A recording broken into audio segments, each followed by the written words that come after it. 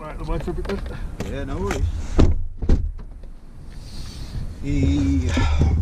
Oh, mind the car. Don't mind the car. It was meant to be valeted the weekend, but because of all this weather that we've been talking about, I have a good intention when it comes to cleaning my car, and always seems to be 3-4 weeks later than I anticipate doing it. So I wouldn't.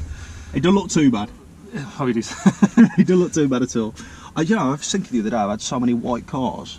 Yeah, me too. Somebody was asking me, have you ever had a blue car? I was like, oh my gosh, no. I love blue.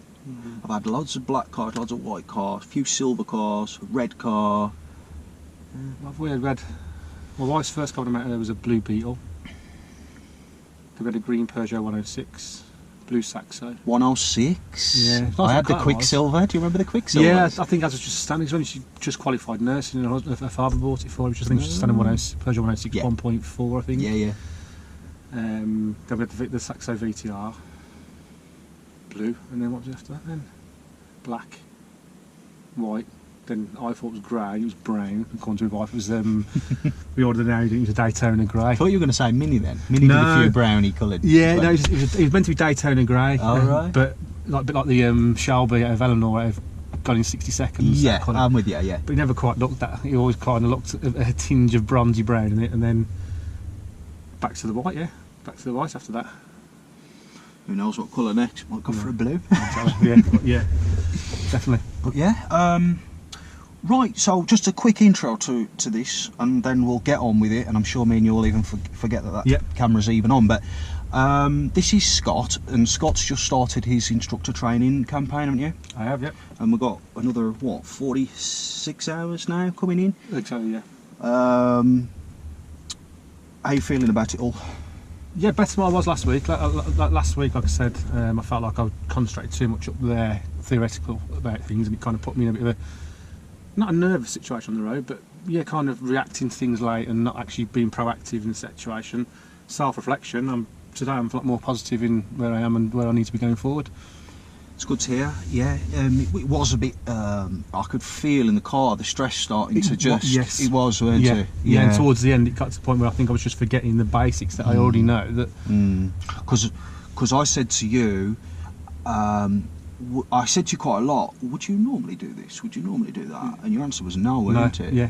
And so, like when you are becoming an instructor, you need to not lose that normal aspect of what you're doing, like, because the last thing you want to do is to be not making progress, as in doing the speed you'd normally do and holding the lines that you'd normally hold. You know what I mean? Yeah. It's just refining them, really. Well, that's one of the things that I learned from a self-reflection after that with driving at work and my car since last week, was that yes, in my mind I was conscious of mirrors, signals, positions of mover and things, but I was more conscious of the fact that things were happening naturally. I was naturally checking my left-hand mirror. I was going past an obstacle on the road. I was about to position right to turn left. You know, the mirrors were being used more naturally rather than me trying to force them, and then forgetting about where I was on the road, approaching the junctions. Yeah. And it felt last week. I think I tried too hard to kind of perfect the road. Perfect the positioning of the car where it needs to be for slowing down at the right time. Stuff where I know myself from the road conditions and the driving around that I know I need to start slowing down because I do it on a daily basis, and so I just need to let that happen naturally, and not get bogged down in it kind of thing. And I'm a lot more confident this week than I was last week in respect that yes, I'm at ease where I need to be and what I need to be doing. Amazing that you can come today and say, because I was just having dinner with Becky, and I said Scott was in a bit of a tiz towards the end last week. Yeah, definitely. You know, and so it's great that we're on the same page. You've done the hardest bit of work already in the gap between us seeing each other, I think. Yeah. Power of reflection. I said it last night in a comment to a video, or at least it's mega. Is that the Lily video? Because I've not watched it yet, but I am going to be watching them. Yeah, just getting back into them. So it's like we've got about another 7 or so videos before she actually takes this break, but I'm sure she'll resume at some point soon anyway. Oh, good. So I wanted to record this because I recently released a video, and I was talking about, like, things aren't black and white with driving and learning to drive particularly. No. So I hear it a lot, and I've heard it a lot over the years, and I had it met somebody last week, and they echoed it. And that's that you know, people are saying you must use certain gears at certain places. So like you must use second for roundabouts, you must use first for T-junctions, and it's not the case. And so this is how the message gets lost. I think instructors are saying this to their learners because they've been told it themselves. Right, yeah. Here's an example. I got a PDI come to see me, lovely woman. I really helped her out a lot. This was last week. She was just about to do a part 2. She was doing it in Derby. If you're watching this, obviously you'll know who you are. She was so conscious about the gear. She was gear minded. She was slowing down with the engine and the gears. And after watching her a bit, she said, "Oh, you know, make me familiar with the area because I'm doing my test in Derby, and also point out any areas that I can develop with my driving." I said, "Why are you?" After a bit, you know, why are you? She was first gear for parking, second gear for roundabouts, when there was no need to be slowing down, but she was slowing just so she could select second. Right, yeah. She wasn't even braking enough to actually select second to bring the clutch up smoothly. And upon digging, it turned out that she'd been told she had to use second. Right, okay. That was a mouthful. Yeah, I remember when I was taught to drive, it was slowing down through the gears. As where, Yes. you know, through driving, I don't think it was good lady, but if I was in fourth and I needed to drop second as approach, I'd go from fourth to second. Block change down, yeah. I was taught ideally to go 4, 3, 2. But yeah, I block changed, and I think that popped up in one of your videos I've watched about block change. I thought, well, I actually do that, and I always thought that was a lazy way of driving. Obviously, not if you use the revs in between. Yeah. So what's the danger then in teaching PDIs, this potential driving instructors? What's the danger in me saying to you, you've got to use second at roundabouts? You could be slowing down too much for the road conditions. You're slowing down deliberately to select second. Yeah, unnecessarily almost. Yeah, cars behind might not expect it. There may be times when you need to slow down further to select second to have more time to judge, depending on how early or late the view comes in on the roundabout, how wide the lanes are, how bendy it is. But really, we've got to use, and this is the concept that I'm going to do some videos on this.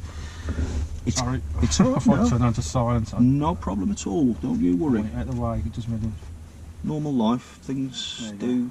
No, it's on silence. That shouldn't be bothering us anymore. Back it.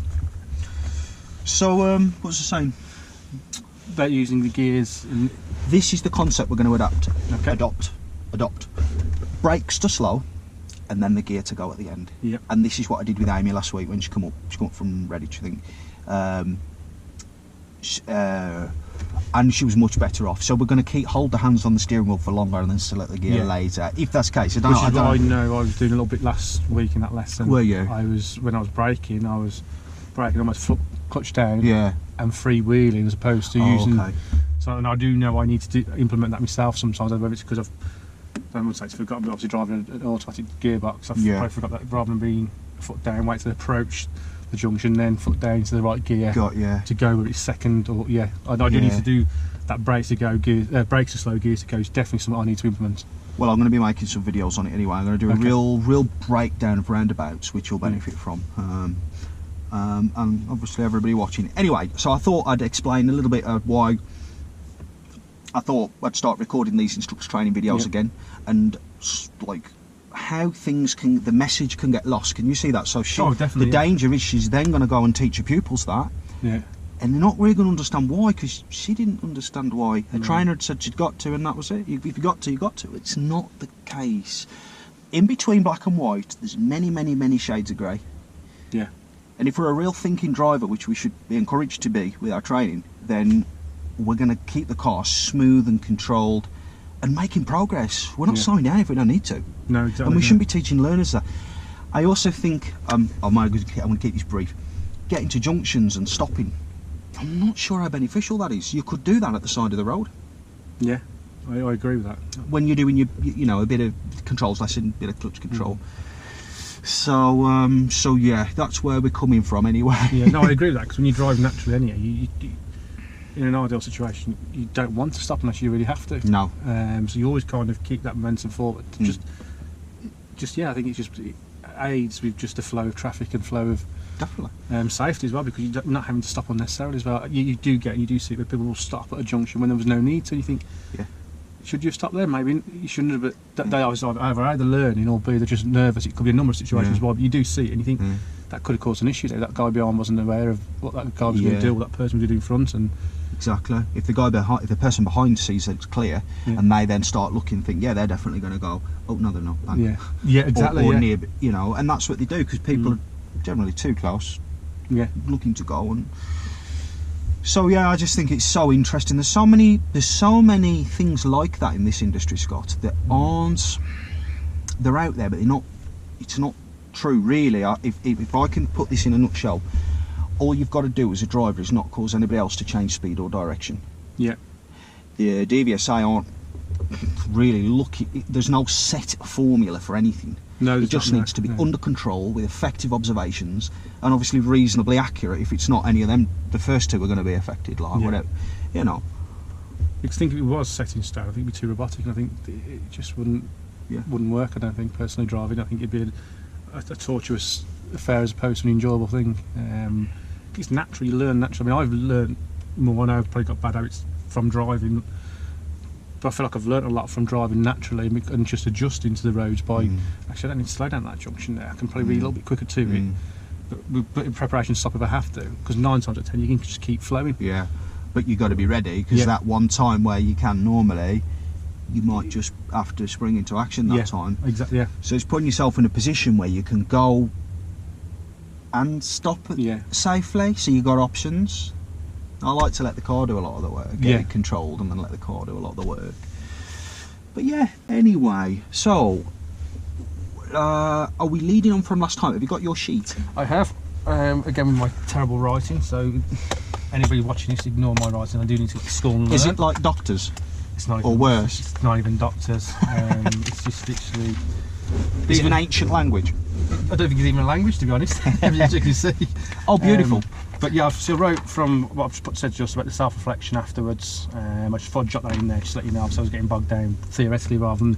Oh, okay. You know, and just let the actual MSPSL be applied in a natural motion rather than trying to force it into... I felt like I forced it, like I said to you, by thinking, right, I've got to start slowing down here, I've got to start doing this, I've got to start doing that. Now I forgot about what the actual goal was. That was driving safely from A to B, or and since that was my main self-reflection last week on that, and again what you said about I did actually get kind of quite stressed. I'm not, it was a bit of a stress, bogged down, kind of foggy. Yeah. When I came out the car, thinking the weather weren't that cheerful either. No, it wasn't. It wasn't. But I drive on a daily basis at work, so it's not really the excuse. I think it was more. It was me. I allowed the situation to kind of fog my brain and my judgments, and it affected me driving wise, and that's something I've never had happen before. Very honest of you. You've got to allow yourself to. You've got to be reasonable that it's not just going to come together like that. I do know. Yeah, and that was one of the things. I think I tried to force it to become perfect. I think there's no such thing as perfect in any way of walk of life. You can be the best you can of your ability at any given moment. And I think that's something I've got to learn. I know I'm a decent driver. I know I've got room for improvement. We all should be learning to improve. I just felt last week I should try to do something I didn't need to. I should just let it filter into my driving naturally, as opposed to forcing the situation. That's how I saw that last week. Yeah, definitely. So I'm guessing that's going to be part of today. Yeah, I hope so, because that's what I've been doing since then. And where do you feel you're at with MSPSL now then? Because I remember at the end of last lesson us saying, right, let's change the route. We've only done one session, by the way, guys, so far. I said, let's change the route so that our loops are longer, so you're not as, oh, it's MSPSL again. It's MSPSL again. I don't feel, you're happy to still do that today, but I don't feel as needy as much as it was last week. Do you feel for the fact that I've just relaxed into that natural of checking the mirrors, being in the right position in the line, signalling if I need to. All right. I do feel I'm naturally more natural with that now. That's great. Yeah, I can still do it on a shorter, more of a rigid route with less junctions and things to attend to, but I feel better in that, more confident in that. That's very good. Scott's a delivery driver, aren't you? So you've had lots of opportunity to practice in between. Yes. I've been. Unfortunately, a van which doesn't allow for the rear view mirror above, and pretending that I've got one there. It does help with blind spots a lot more, because I'm having to look at a lot more at my windows and check a lot more. How's your parking going? Because Parking, yes. Again, that's something On the left, yeah. On the left parking, yes. In the van, tend to be trying to get up tight to the curb as I can because of a wider vehicle. But in my own car, I am more aware of looking ahead and approaching the curb at the right point, and then straightening off and parking closer rather than trying to get into the curb too soon. So, quick question: where are you looking as you come into park after you've done your MSPS? I'm looking ahead. Good. And why aren't you looking in this door mirror too much? Learners do this a lot as well. Because I can't see, one, what's coming ahead of me, and two, I can only see what's behind rather than in front for me. I don't see much there other than potentially maybe the path, curb, and anything behind. I do that, and I think that's a habit I've brought in because of van driving, if I'm honest. Because but I don't need it in the van either, because look ahead. I've got my curb as my indicator. I can see what's going on around me. So whereabouts is your curb coming for an ideal parking position? Because obviously, if you're not looking forward, you're not going to be able to see that reference, are you? If I see the curb round about here, probably all right, 45 to 50% of the car, and I'd start straightening up, and then I can then get tight to the curb if need be, once I'm in position and aligned up correctly. Beautiful. So you're feeling more confident with that as well? Yeah, although I do got to admit, because I've drove the van more than my car, I see. I have still with the van got a bit tighter than I should be doing, but I do mindfully in the car try and make sure I'm lined up sooner and looking ahead more. What gap are we aiming for consistently with a car? Because we don't want to be skimming and scraping and really touching. I mean, I would aim for, is it about 8 to 10 inches maybe, something like that? Yeah, no more than, but anything inside that. Yeah. Unless, like you say, it's a particularly wide road, you'd be chatting with your learner about that when you say, right, this time we just need to be a little bit more, you'd be mindful of, getting vehicles past us, basically. Yeah. Good. Anything else that's kind of stand outish from last time that you sort of want to be bringing in today? I don't really think that. I mean, obviously there were the main key points. But I think after leaving last week, I think a lot of it got lost in my own fog. What else did you write down after we left? After we left, obviously the brakes to slow gears to go. Yeah. So we'd already brought that. We'd already talked about that. I noticed. I think you noticed it as well. To be fair, so I noticed naturally. I was naturally going down and braking. Were you holding the gear stick a lot, waiting for the gear? And I think I was. Like yes. I think if I remember right. I think when I'm braking, trying to remember what I do now. I was driving. Yeah, I'm already doing that. Ready to go for maybe whether it's third or. Yeah. And really, actually slowing down, and then when I've got to the point to stop, then clutching and selecting the correct gear. Okay, I can help you with that if we need to. I mean, what's the goal today? Obviously, we know kind of what we're looking at. It's the beginning of our journey. Yeah, I'd like to. My goal for me today is actually to be more relaxed than what I was last week. Right. Not treat it as if I was complete. Not novice, wrong words. Yeah, probably complete novice. I felt when I got the car last week. I felt like a novice because I just let that kind of the information take over the actual thing, the goal, which was driving and implementing that. For me, just to show that obviously I've learned from and I've improved upon that, and ready to perhaps maybe move on to that next, whether it's the next phase or just try and improve upon where I'm at. Yeah, just adding on. Yeah, show improvement for this week on what I've learned.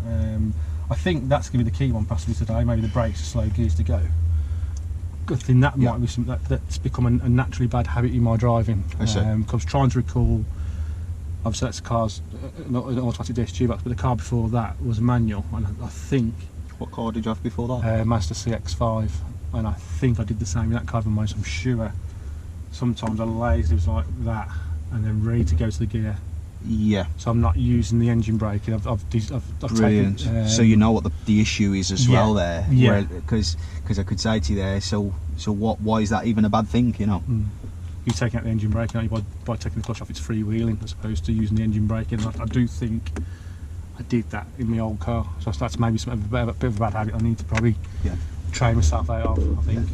Hopefully that'll show up today if that's the case. Okay. And what do you want to do to get going? Do you want me to like guide you with anything? Do you want to sort of show me where you're at so that we know we could potentially be better equipped to where to pick up from? Is there certain things you want me to help you with or talk you through? Yeah, I'd like to be guided. I think perhaps driving from here now to where we're going to go, is it Coal Lane was talking about me last week, I think? It was, but I was thinking to change the route if you're feeling a bit more comfortable. Still the same thing in mind, but I think because you're feeling a bit more confident, I think it will be better going towards Chad. Yeah. And then obviously you know how big Chad is and all those. Yeah, it's fine by me. Yeah. Okay, so what would you like me to guide you with? As if we're having a normal lesson, so obviously saying like, maybe at the second junction, so you've kind of the route plan to go there, and then maybe assess where I'm at, maybe from where I was last week, and perhaps maybe you feel like we can implement something else into the lesson, possibly. Definitely. So, just to be clear, I'd always give you directions anyway, no matter what. Yeah. But would you be wanting help with any of the MSPSL or any element of the actual driving, or did you want to sort of probably see I'd like you to assess where I'm at with that, maybe, and then perhaps we could bring that in if we feel that there's things that can be polished or I think that's a good nurtured, possibly. Yeah, definitely, because if we never see what you're actually doing, we're just going off the assumption that you're not. Yeah. So yeah, definitely. Okay, so we know what we're doing. Well, I won't leave it too long before we pull in and have a little bit of a discussion, and then we'll set off, see if there's anything to add in or not. No so do you want to just write down what your goal is today in there for me, Scott? Yeah. Just so by the end we don't forget. So which one's this now? We're on this one, aren't we? So use the one below. Use the one below. So today's date is 25th, is it? Yeah, it is. Today's goal, definitely the brakes are slow gears to go. Okay. I do think actually that is a bad habit I've adapted without even realising it. Because with brakes to slow and gears to go, if you've finished your braking and your engine speed is still one that matches 3, and what you're about to do is one that is adequate for 3, you're going to select 3 rather than 2. Yeah. You're not going to be a robot, you're actually going to be judging based on the amount you actually need to brake. Yeah. And what you can see, so. So today's goals, and then maybe polishing of the MSP itself. And was it really overall today to feel calm? Yeah, definitely feeling calm. I mean, I feel calm already now. I mean, I was calm before I got in the car last week, to be fair, but I just think I feel calm. I feel at ease of where I am with the MSPSL. Yeah. I do know there are occasions still, from probably being overconfident at times, that maybe I'm slowing down sometimes a bit too late at certain junctions, when perhaps I should have been letting the other drivers know that I'm slowing down a bit sooner. How can you slow down more subtly and more gradually without being on the brake? Take your foot off the accelerator. Yeah, so before you brake, think about...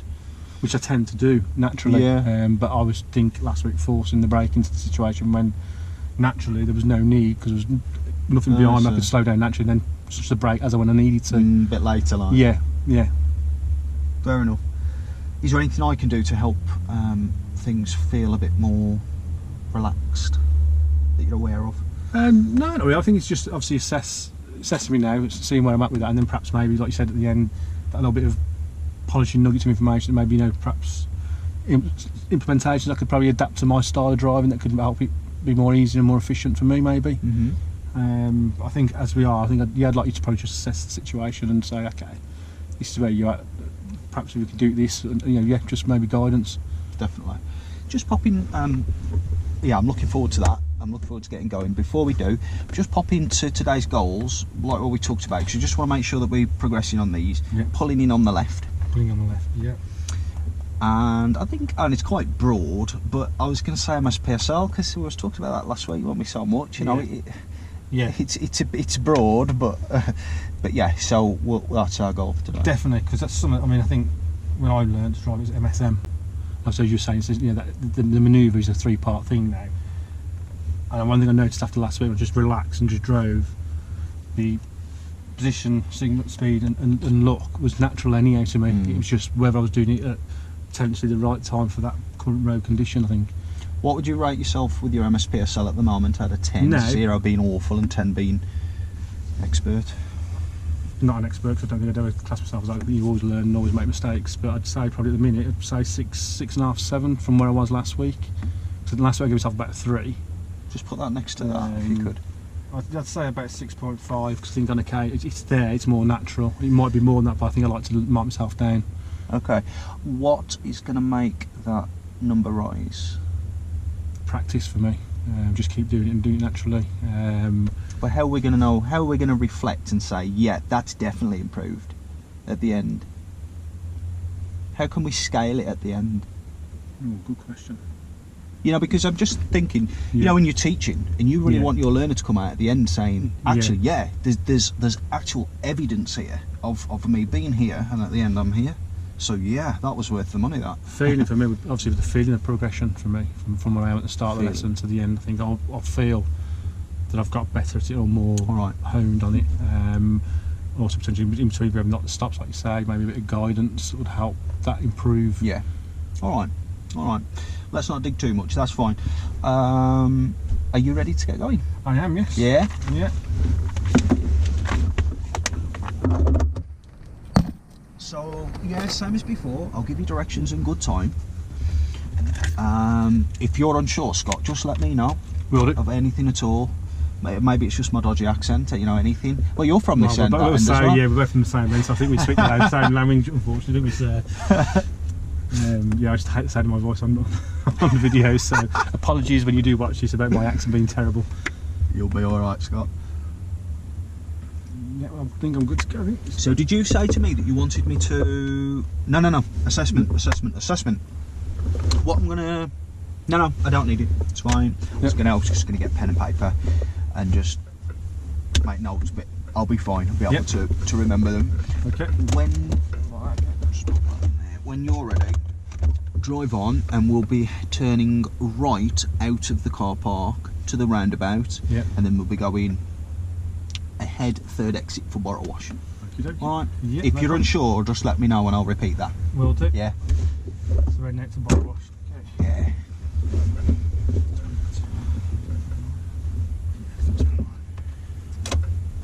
Really important part, that making sure you're set up with the slight bend. It's been quite lanky. I can get a bit uncomfortable at times. I'm not quite the right position.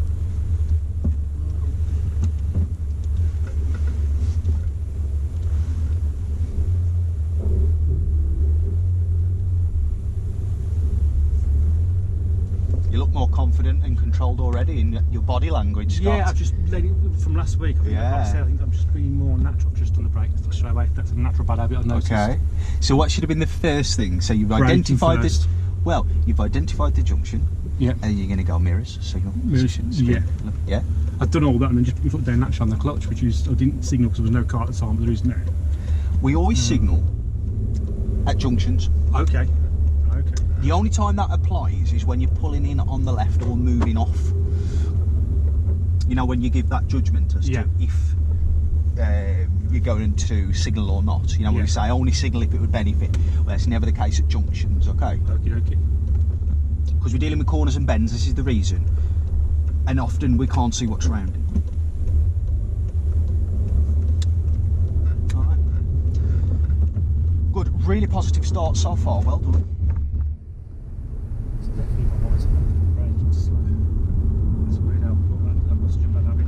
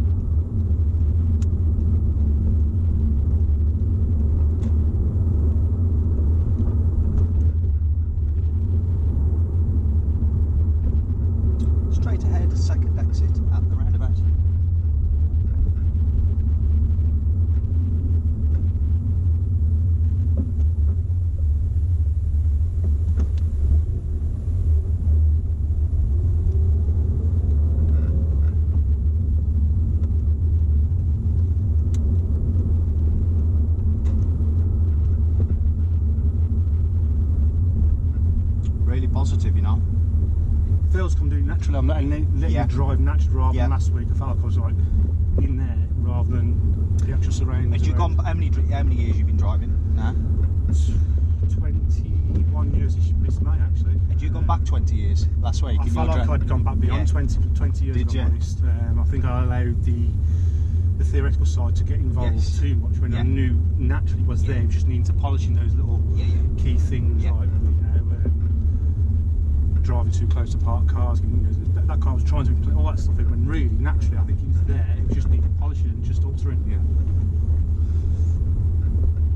So I drive up and down these roads every day, pretty much of my life, and I get so used to them that, yeah, it was, I got myself to a bit of an unnecessary kind of tiz when it wasn't needed. Yeah.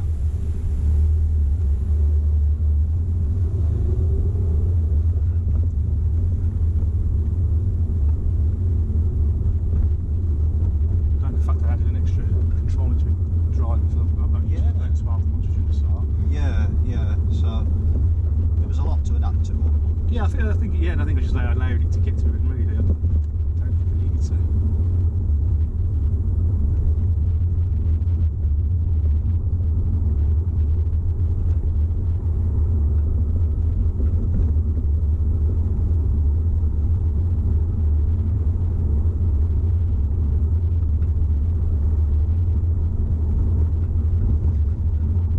I'll go through this now with you, Scott. Notice that your road positioning generally tends to pull towards the middle.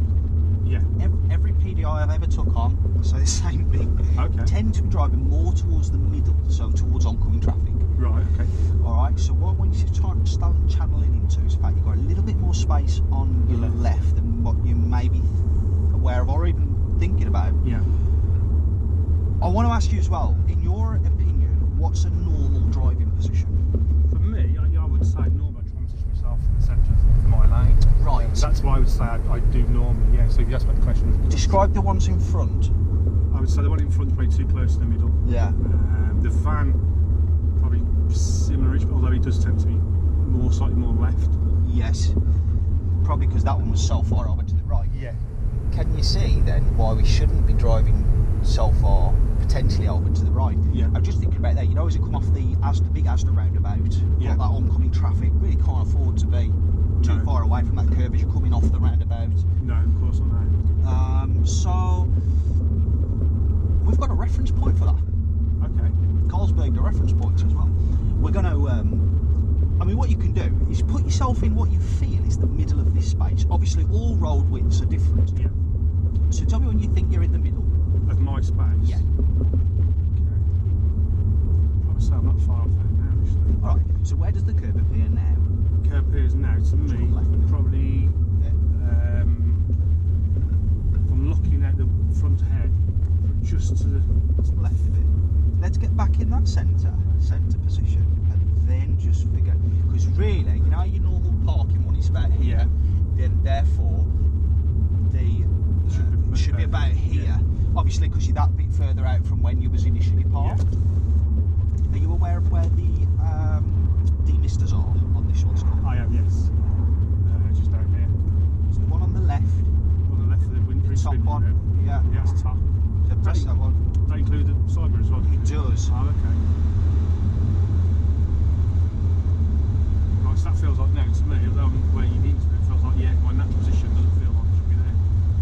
Yeah, so you might feel that bit closer than you usually are, but actually now we're in a normal centre of the lane driving position. We've got three positions, next to the curb, middle of the lane and left of the centre line. Right. Three okay. positions, Yeah. one's for parking, one's for normal driving and one's for positioning to turn off. Okay. Yeah? Yeah. The next thing we're going to do is going to look at how you're pulling in on the left. Okay. Alright, so remember to work through your routine, Yeah. just wait for the instruction. So anywhere sort of before the van or after the second car on the left, pull in on the left for us please, at a safe place.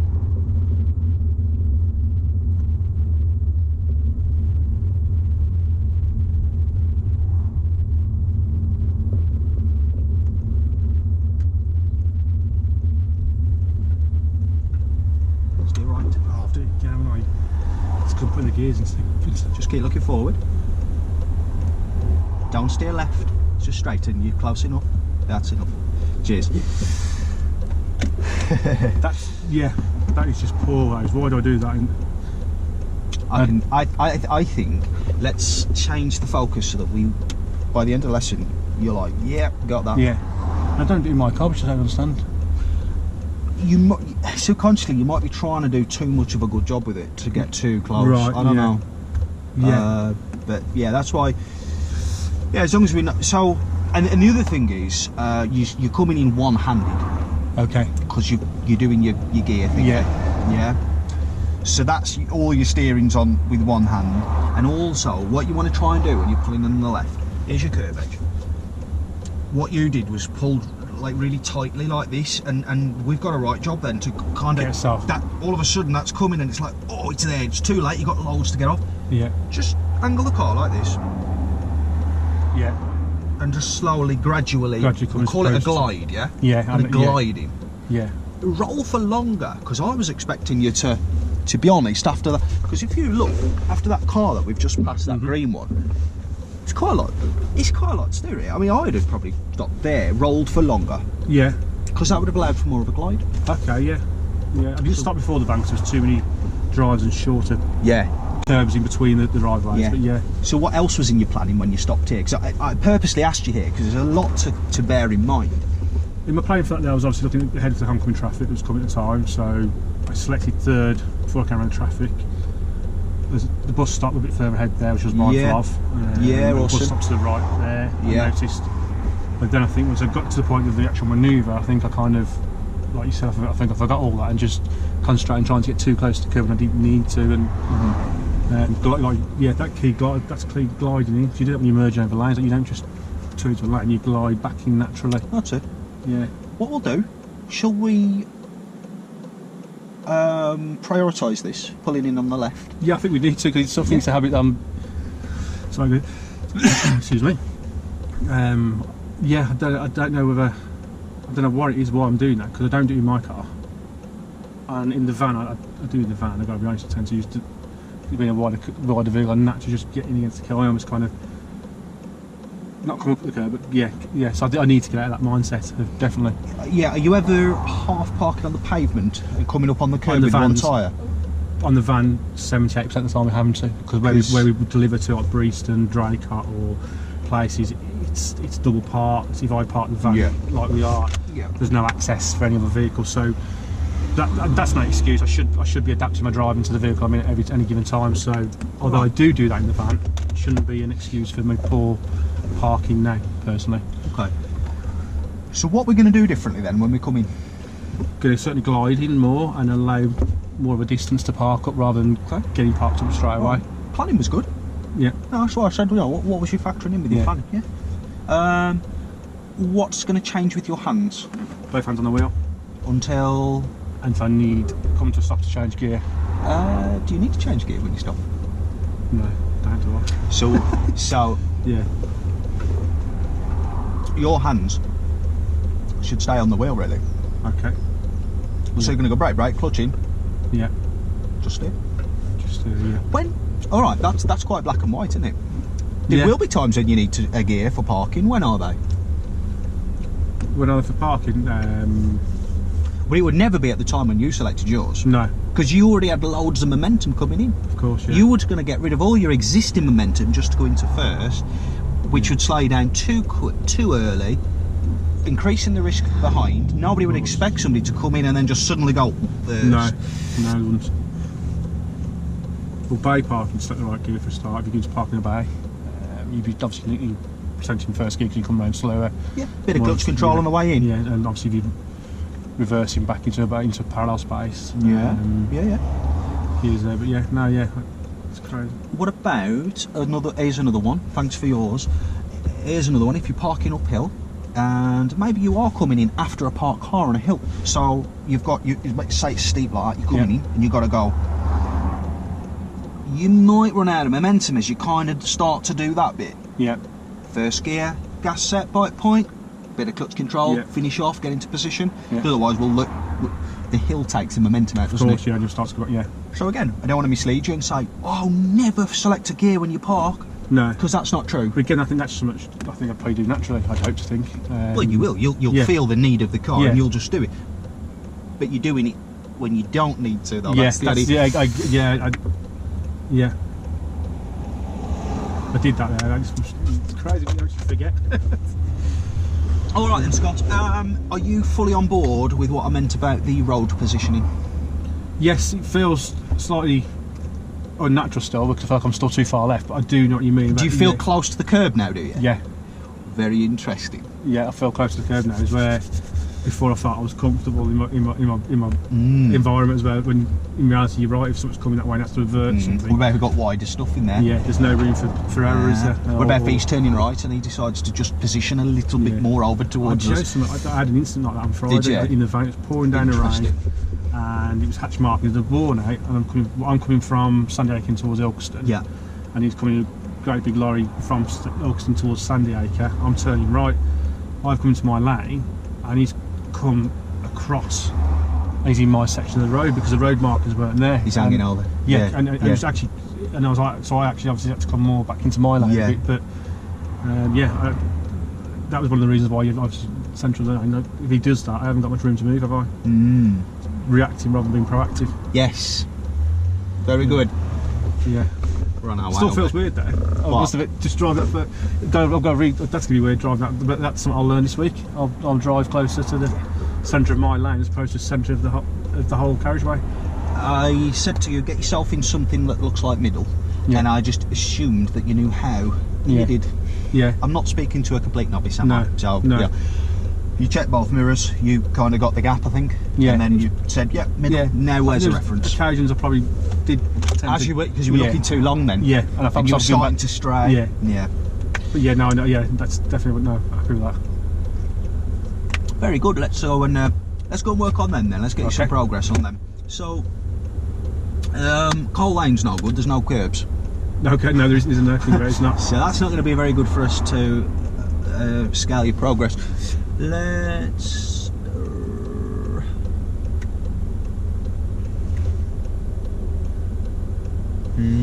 Let's use Coal Lane regardless. Okay. And we'll just loop back round, yeah? Yep, no problem. All right. Okay. So drive on when you're ready. Would you like me to help you with brakes to slow gears to go in general, or are we just keeping it on the parking at the minute?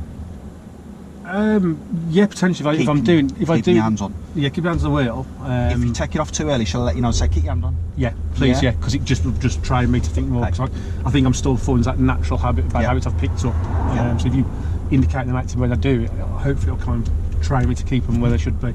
Got you. Yeah, definitely. Over to you. It's probably fine now. Do you want to shut your window actually now you've sorted? No problem.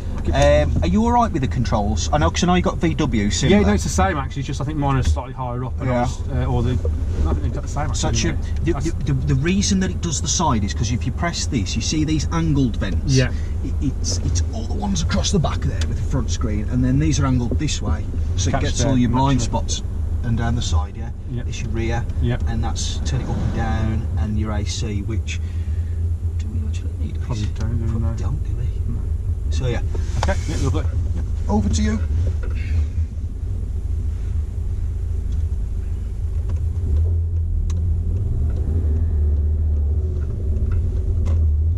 Where did you miss that time, Scott? Right blind spot. Yeah, that's it. Take the next ride on the left. What should your lane position be like here? Okay, keep your hand on the wheel. Good. It's natural. It's a natural bad habit you pick up. You don't. It's like idle hands make, isn't it, as well? Sometimes that statement. So your mirror checks in time this time. It's before you come out. On the way down here, sometimes you're checking your mirrors like once you'd already started steering. Okay. So yeah, like you've done there. Middle left before you steer left. Yeah. Middle right before you steer right. Job done. And the slowing down mirror, good job. You're checking your centre before you slow down. Just sometimes it's as you're slowing down. Maybe that's your second check, but just always try and ensure that's before you slow down, so you can then give warning or due time to anybody that needs it behind. After the red car, turn left. It's just after the red car. Okay. Keep your hands on the wheel, just slow it down. Now the gear. Kind of block change a second, then couldn't I potentially? That's it. What? Yeah. So it's quite tight, isn't it? It's got the characteristics that it needs that lower gear. Yeah. I'd probably stay in gear 2 then. Would you say that was more of a reaction rather than listening to the car's needs going to 3? Yeah, I think it was, yeah. I think it was naturally just getting, yeah, definitely. End of the road, turn left, please. Hand on the wheel until your clutch is down. Down.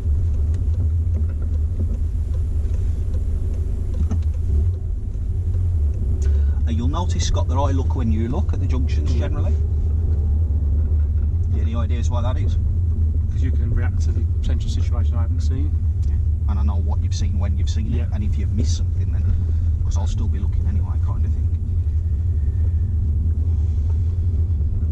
But that's how you're going to manage it on your lessons, you see, with your learners, because I wouldn't expect you to miss an observation. No. But your learners might. I have started doing that with my wife. She's not too happy with it, mine. What's that? It's observing with her. her. And say, did you not see that? As you already said, I hate you already, so that could but yes, I have tried to implement that. I'm not saying it's good, but it's practice that with myself. It helps. All right, let's pull in on the left just before that speed calmer there. So start your MSPSL to pull in on the left. Keep your hands on the wheel. Keep your hands on the wheel. Keep your hands on. Steer right, straighten. Done. Yeah, you're holding it on and holding it on. Yeah. That left. Yeah. To be honest, I knew we were going to hit the curb back there. I'd have been more on it with the learner. I just couldn't expect you to nudge and take it out of the way. And I don't think you were again then. No, I'm not. I don't know what it is, but I'm not catching the... Because a wee nice there with the back, if you look at the back end, your front, because when you steered right, you put too much on. Yeah. And you kind of threw the front out, so the front's sticking out a teeny bit more than the back. Can you tell that? Not from the rear view mirror, no, but looking... No, it's not actually. It's not. No? No. When you look forward though, it just feels like it does feel like when looking forward, it's slightly kind of... I agree with you, it does feel like it's... I've overcompensated on that maybe realignment, I feel. So when you steer, all right, this is me party trick, this, you like it? Okay. All right, so you're driving down, you're going to put it on the left, you're going to steer probably something like this, steer left. So what's that, about 5 minutes? Yeah. 5, 7, 8 minutes? Yeah. And then that, because so that's going to make that glide happen. Yeah. The curb reference point's going to be coming in because that's on. Yeah. So you're putting that on and holding that. Don't keep putting it on, because that's just going to intensify and rush the decision making. Yeah. So and we can, because we're not busy with the gears, so we're just focusing on the direction we're travelling. So left, coming in, right. It's about to touch. Steer right, about the same amount. Yeah. And it's just about to come straight to straighten. So at the same time as the bodywork becomes straight, the tyres meet it. Yeah. Yeah? Alright, so I think you've got to slow it down a bit. You've got to think about the amount you're steering. Yeah. You did keep your hands on the wheel that time. Did you? Which were better. Yeah, it felt weird, if I'm honest. I was going to say, how was that feeling? I was wanting to get control when I didn't need to. I did it, yeah. So yeah, we just need to keep at it, don't we? Definitely. We know what we're doing. Yeah, I must do my own car and get away with it. It's turning too quickly and then come out and overcorrect maybe. I'm going in too far and then come back out, and it's what I definitely work on. That's just what I'm just again a naturally bad habit I've picked up that doesn't need to be there, does it? No, it doesn't, and it won't be for long. No. What was I going to say now? It was something quite good. I forgot.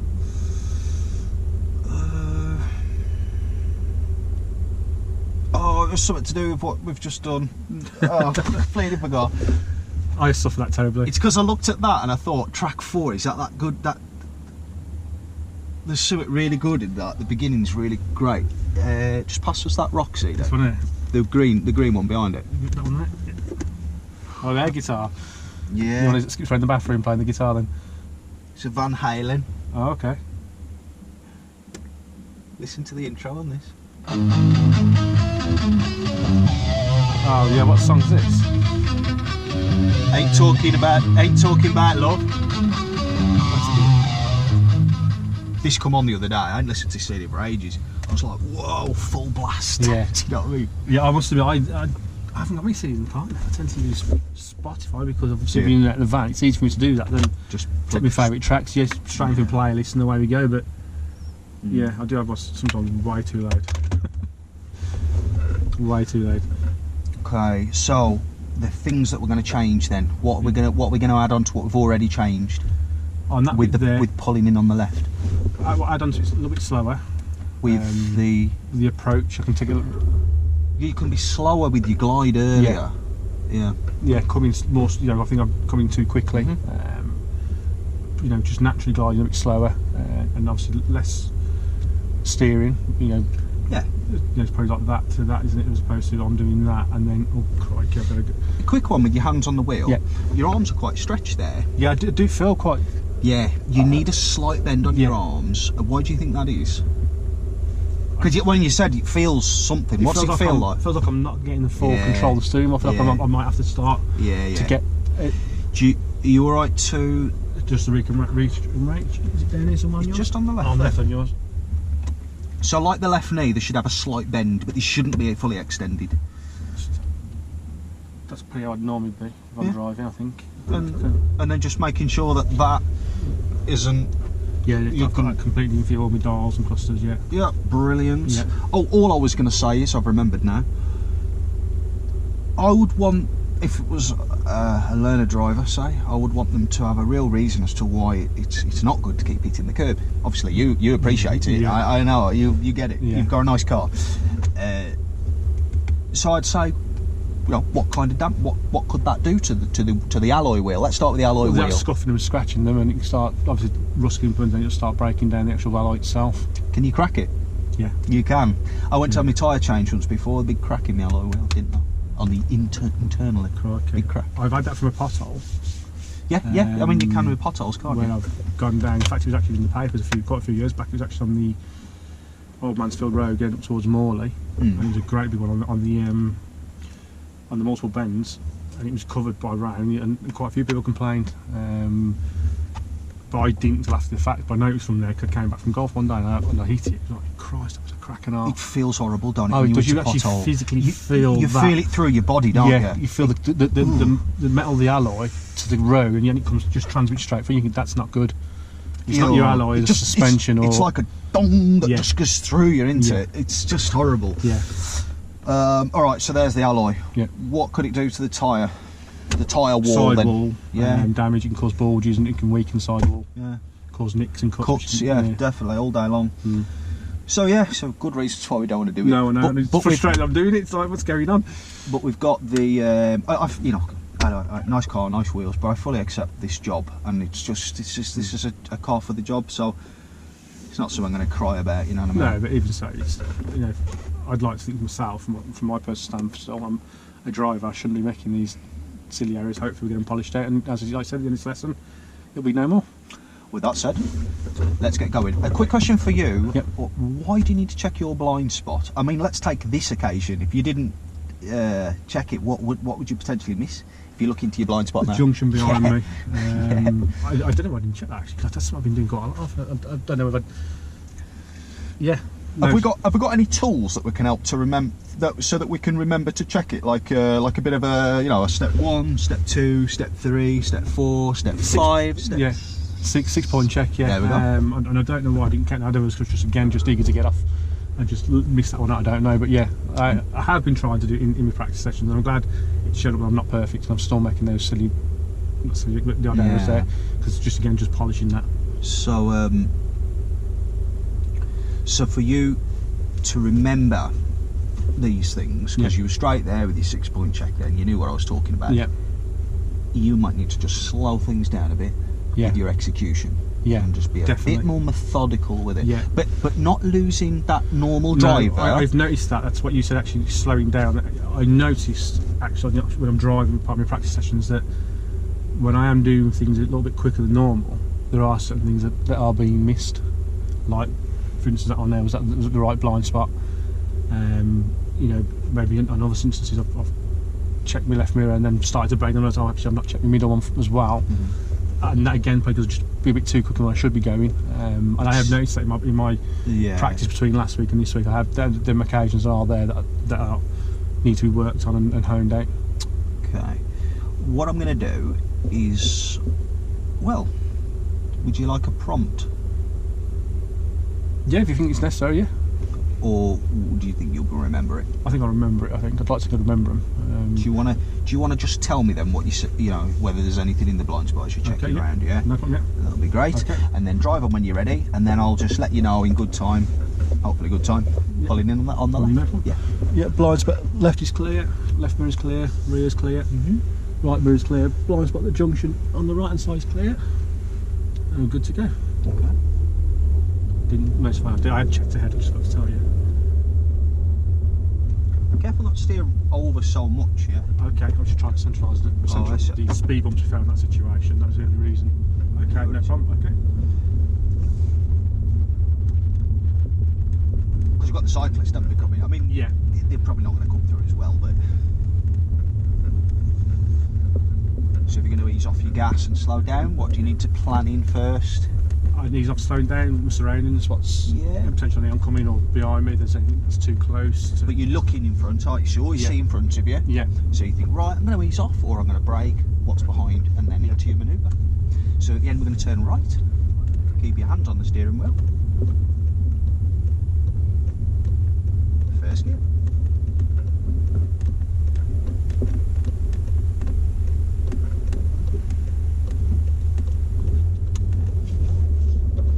Then pulling on the left scot just here, hands on the wheel and signal. Alright, I did plan to give you more time than that, but I thought, right, we'll nip that in the bud right fresh so you can understand where I'm going to be coming from. Okay. Parking, was it any better for you? Yes, there it was. Slower. Yeah, it was, weren't it? You seemed more aware of your hands. Yeah. You sort of went, and then you went back. Yeah. You kept that. You hadn't got that sort of. You hadn't got that magnet to the curb this time so much. I wasn't. Ain't that reasonable? What we've got there? It's quite nice. Yeah, actually. that's about right, isn't it? I'm happy with that. Before the bus stop, but do go through your system. Mirrors. Do I need mirrors? Signal. Oh, I need one. There's oncoming cars. Somebody could benefit from this. Yeah. All it is, when we arrived at the junction then, how would you describe coming up to the line? How would you describe the junction actually? Good visibility or bad? Bad visibility. So what did you need to do then in terms of your road position? I should perhaps on the right hand side come to a stop first and then maybe slowly roll a little bit to get a better view of the junction. That's good. You're on the kind of the wavelength there with that. Yeah. So, and this goes back to what we said at the very beginning of the lesson. Do you want to just cancel that signal? Yeah. We're saying about gears at junctions. These junctions, they aren't stop junctions, are they? No. What does a stop junction look like? Stop junction's a side transverse line with a stop sign. Normally, or it doesn't have to always be signs on there, but yeah. So the way I want you to kind of think of approaching a junction is, you want to kind of pause to observe. Yeah. You don't have to necessarily stop then move. No. So the way I saw it was we went over the line into a position where you could see and then stopped. It was actually a little bit before that. Sorry? So I should have perhaps paused and checked before. As you're coming up to the lines, pause. So what that means is like a very near stop. And you know when you just kind of come off your brake a bit and do a bit of clutch control. Yeah. Lean forward and then check it's safe to edge into that space. Yeah. Because really high conifers, both sides really. You can't see till you're there, but if you arrive like that and there's cars coming on both lanes at the same time, what could that cause, Scott? Cause a crash accident because they. No way for anybody to swim. No, exactly. Yeah. So it's all learning. We're going to come up to many firsts. They're not going to be first for you, but it's going to be first for us. Yeah. That's what I thought. Just so you completely get that. So I thought we're pulling here. There were nothing behind us, were there? No. We were just oncoming. Yeah. So does that make sense? Yeah, it does. Yeah. I did actually kind of overshot that when I think about it. It was nice. I probably wouldn't normally do that. I'd like to think I don't normally do that. And if I do, that's definitely something I need to work on. So, we use what's called progressive braking. Have you ever heard of it? Yeah. What does that mean to you? Progressively slowing down the vehicle before it's off accelerator for distance and just slowly applying pressure to the brake to the point where you apply something and you come off the brake. Right. And when you come off the brake, what's the car doing? Should be just rolling to a stop or approaching in off stop. Yeah, that's right. And that roll allows for all kinds of things that can assist you. Yeah. Bit of clutch control. Well, get your feet ready basically, which is what you should have then. Yeah, and that's the way you should have tackled that. Yeah, he was late, wasn't he? I was late on that process. I think great. Now, there is a tool to help you sort of. Sometimes it might be difficult or your learners might struggle with knowing, where is the giveaway line? How can I know what I'm aiming for to bring it to a pause? Any ideas how you judge that, or can judge that? Could? I'm going to say no. I think I would naturally, but I haven't got an answer. So this is an emerge left, which is what we just did a right, but it's the same. It's the same thing. It doesn't really matter. So you'll be sat there, and as you look across, you see where your door mirror is there. Yeah. The line will appear under the door mirror. That means the bonnet's at the line, but not past. You see that? Yeah, I didn't know that then. So there's your mirror, there's your paint. It just kind of looks like it's sat on it. Yeah, okay, that makes sense. Yeah. I wouldn't know that. So obviously, that wouldn't have been an answer I'd have given. That were a bit more. You didn't go that far over. No, but it was the kind of manoeuvre I made. But it was over. Yeah. And it's not quite what it wouldn't be quite safe really, because if you're not spotting your learners doing that, can you imagine? No, exactly. Yeah, no. You're unaware of it, so definitely. Yeah, all right. And there's your stop junction we're talking about. Yeah. Yeah. Brilliant. I'm glad I didn't know that. No, so I'd have probably just spoken round about it to get to the other side. Shall we make notes as we go so that we don't lose track of anything that we're finding? Yeah, could be good. Yeah, could be good. Where's your? Just there, I think. Is that, as you got your? Yeah, just get that out.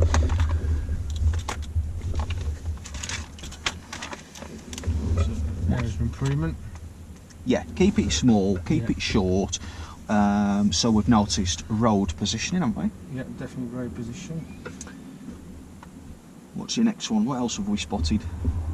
Hands on wheels. Trying to get hands on wheels, I think is one of them. But brakes to slow gears to go in it. Yes. We're aware of that already. Yeah. Just things that we've uncovered just recently. That junction there, definitely. Yeah. So pausing at the lines if it's closed. Line, I overshot that definitely. Yeah. Yeah.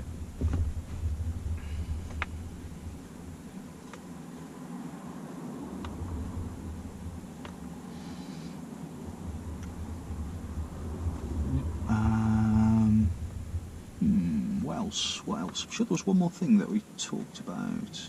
Or was it all linked into pulling on the left? Maybe it was. Pulling on the left, was it, I think? When we keep hands on the wheels, slow glide. And right. The steering, I suppose, overcompensates. Yeah, do you want to just... No, I think fine, because we're practicing that. So we'll see how we are at the end of the lesson with that. I just didn't... sometimes when things start clocking up, you can start forgetting about stuff. Yeah. If we're going to have to uncover this so you can be aware of it, I don't want to be forgetting. No, I want these reference points when I'm out on my own, like next week. And if you want to take any photos of the pictures I'm showing you, feel free, or I can give you the link to buy a book like that. Yeah, give me the link, I'll buy it, to be honest. I'm buying those bits and bobs, we're already building up that kind of catalogue of books. And if you go to... literally. If you go to the description section of one of my latest videos, go to there's a link that says learner products. Okay. Services.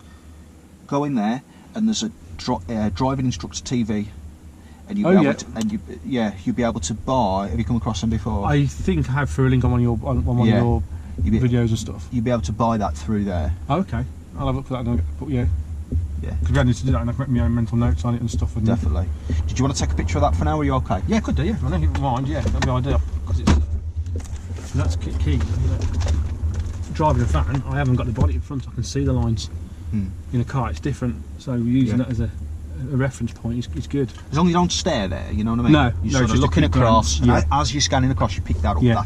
That's the ideal scenario. There we go. So that just means your bonnet's at the lines, not over them. Yep, got that. Yeah. Yep.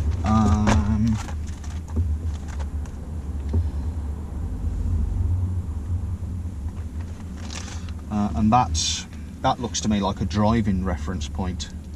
Further here, and then as they then come in, that moves more towards the middle. Across, yeah, definitely. Yeah.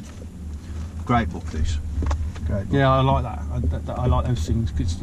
Full credits to Sam Turner and Blaine Walsh. I think the thing with these kind of things, like, you can be bullet points. I think sometimes if you read a book cover to cover, you can get lost in stuff that you don't need to get lost in. Well, look at this. This is another book I've got, and it's exactly what you're saying. The visuals are excellent, but look how wordy it is. So it's like telling you how to... Well, it's not telling you how to teach a lesson, but if you have a look at that, so that's quite good. That works really nicely. Yeah. There's loads of nice scenarios I can pick off from that.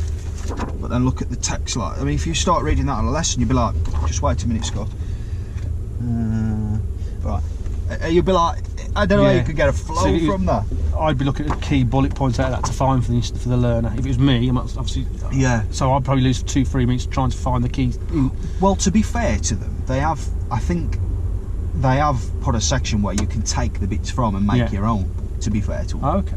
But which bits of them do they say test theory kit you can buy online? The electronic version. Do what? It's called the DVSA test theory kit. Oh yeah, the blue cover like. Yeah, it's obviously do one on your iPad and stuff. Yeah.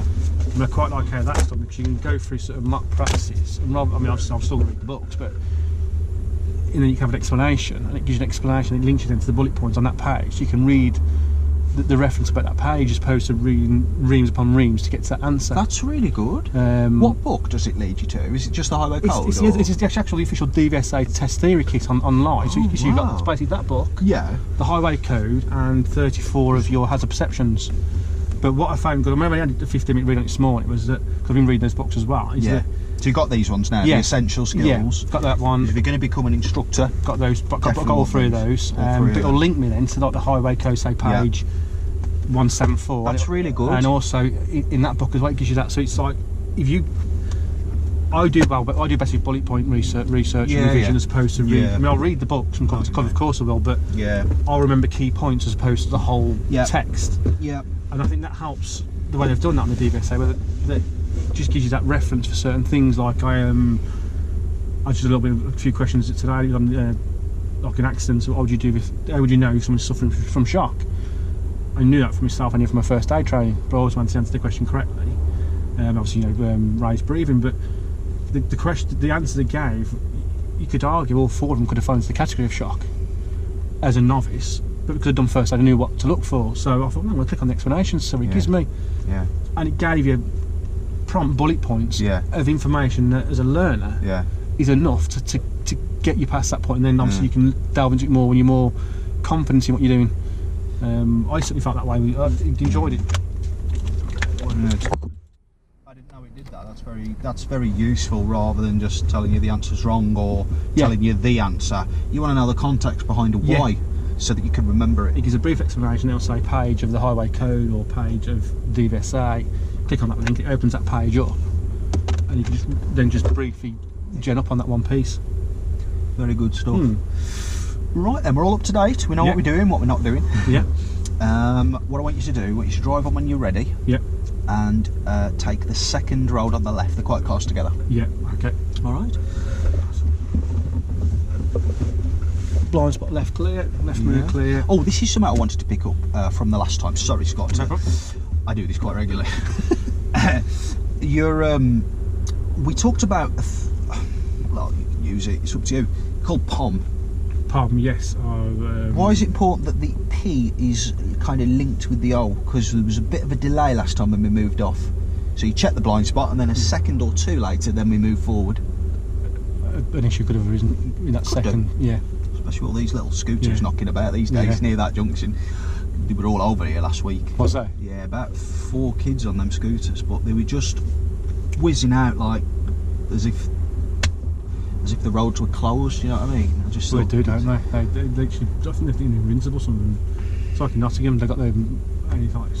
That's another additional thing that you have to take on board nowadays. When we passed, there was none of these electric scooters and stuff. It was your cyclists, your normal road vehicles. Now it's electric scooters. There's them electric skateboard things I've seen around Nottingham. It's like there's a lot more stuff to take in and be aware of. Definitely. Joe, the POM. I actually can't remember the term for the POM. I can help you. Yeah, please. Prepare. Observe. So clutch down, first gear, set gas, find bite. So car's ready. Then observe. Don't observe till that's the case. So you're ready to steer. Your feet are ready, and then you do your observation. You literally, your tyres are ready, and then as soon as you've done that check, you look forward, decide whether you're going to give a signal or not, and off you go. But you don't want to do the obs until your feet and the car's properly ready. It is hard to teach that with an electronic handbrake, because with a manual handbrake, I'd say hand holding the weight of the car Yeah. with the left, right hand ready to steer, both feet ready, looking around. Once it's clear, handbrake off. Decide whether to signal as your hand comes back to the wheel. I much prefer the manual, just for the extra control you can have. But yeah, most cars are doing this well, unfortunately, aren't they? Yeah. I mean, when I get rid of this, I'm gonna look for one with a manual. Oh yeah, manual handbrake. I've become used to them, so maybe I might, as you said, as I'm learning my instructor course, I'll start believing that as well. To be fair, I don't know, but yeah, it's something you just get used to. I mean, one thing that does sometimes when you don't come off. You're like, oh, the car's just, because mine does that sometimes. It's frustrating. Sometimes when I jump in my car and it's been overnight, here and there, I'll be like, why ain't the handbrake going off and coming up to the bite? Yeah. And it just sticks a bit sometimes. I'd rather just me be in control of it and just go. You know it's off. Yeah, of course. Simple. I think. I do actually saying that, talking about the handbrakes. I had an old van on Friday and it had a manual handbrake. Oh, right. And on like 4 occasions I pulled off the handbrake on because I just forgot there's no electronic brake, and he's like, and he was going beep beep. Do you have to set a bit more gas? I was like, not going very far. The foot's to the floor. I'm like, I've only moved 2 feet. What's going on? Oh God, the handbrake. And that's one thing I must admit again, because you're so used to not having a handbrake anymore. I did at least 4 occasions. I just forgot there was an handbrake, and he's like, and he beeped at me. Actually told me off. He was like, come on, sort yourself out. Well, when I passed, I got a Fiat Punto when I first passed in 2006, and I drove all the way from Highfield Cottages. I don't know if you know where that is. Or you know where Highfield Lane is opposite the SL garage in Chad. Yes, yeah. So Highfield Cottages is the dead end near the bridge where you can cross to Costco. I drove all the way from Highfield Cottages all the way down the lane to the Tesco garage at the end with the handbrake fully still on. How about your brake doing? I stopped at the junction, had a look, moved into the right turn box, crossed. Handbrake was, so I stopped at the pumps, went to put the handbrake on, it was already on. Oh, so you did your handbrake just after that, then I'll take it? Well, shoes. I don't know, it was fine. It was fine as far as I knew. There's meant to be a bit of friction when obviously when you chest servicing the car with this handbrake, bloody hell. Yeah, but I mean that would have been like speeds of knocking on 30, wouldn't it? And stuff like that down that lane with handbrake on. Did you not feel any resistance? It's crazy, but I was so inexperienced. It was the first time. I think it was the first time I drove on my own to go to the shop. I think you're right. And my training weren't anything that kind of. I just did what I needed. I just did what I was told. I didn't understand it. I just did it. If that makes sense. Yeah, because it does. Because as you get more experience of driving, you pick up things that on your vehicles like, oh, that didn't feel quite right. Actually, there was a bit of feedback there that shouldn't normally there. Or exactly. Yeah, you do build up an experience. But yeah, certainly on Friday 3 or 4 times, and it just beeped at me. I'm like, what's going on here? Like, oh Christ, handbrake. He didn't like it. Learn. Yeah, you do. Right, then we'll do it. So blinds what left clear, left mirror clear, centre mirror, right mirror. You got your gas on?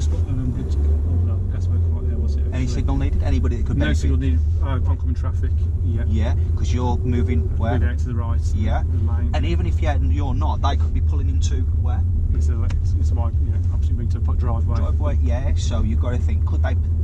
What could you anticipate here? Yeah. Before you pressed on that gas, then. Yeah. Yeah, because if he don't stop, where's the red car coming? Red car's coming across into my lane. There you go.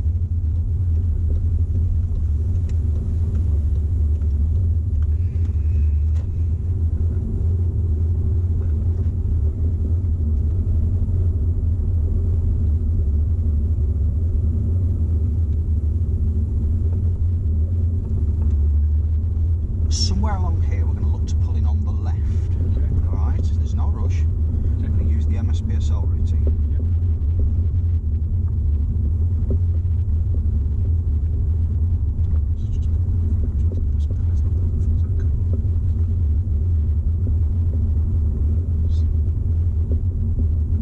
So get your hands on the wheel, keep looking forward, slower.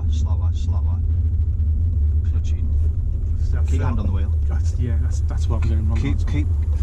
Keep coming towards the left a bit. Now right. Now straighten. Done. Yeah. That there for me was because I didn't depress the clutch, so the engine was starting to tell me I was in too high of a gear.